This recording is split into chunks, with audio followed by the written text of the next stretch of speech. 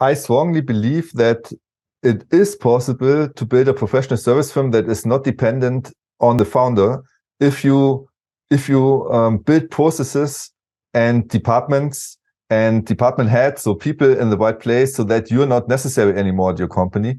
And then maybe it's not even necessary that you have a long buyout phase or whatnot, because it doesn't matter if you're there or not. I mean, it's harder to build something like this, and you have to build it a little bit differently than if you would do it normally. But I've talked to a couple of people, funny enough, mainly in the United States, who were successfully building and selling their company, professional service company, and they didn't have an earnout phase at all. Because they have installed so much. They installed something like a sales cycle. Exactly. Sales team, processes for execution, they were not necessary for any part anymore. And they said, okay, now I'm not necessary anymore. What should I do? Sell it. Yeah. Yeah, absolutely. Yeah, absolutely. I'm with you. When we look at companies and they have installed processes, quality gates, standards, so it's much easier to think about the company without a founder than if you have one who is getting up in the morning, telling all the people what to do and getting to bed. And yeah, and that's maybe a good message for everyone who thinks about selling his company to a company like yours or to a private equity company, that if you want to sell it in 5 or 10 years, start now. Build processes, make your company independent of yourself.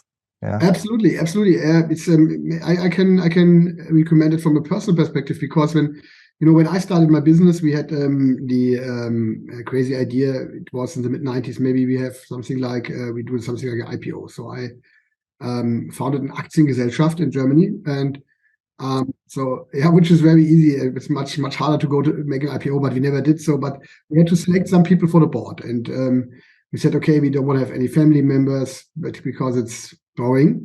So we searched some guys from the industry, and we met some guy who was heading at that time Otello, which was a German telco.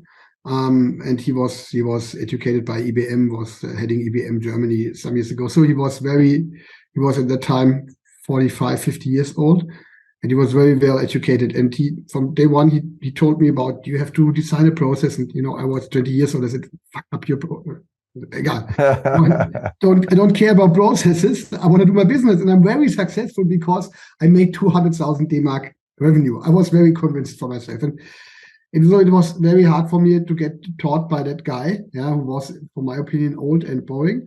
But after 2 or 3 years, I realized it was very good, because I could do something and I could leave the company. I could go for vacation, and it worked because it was written down what to do and who to do that.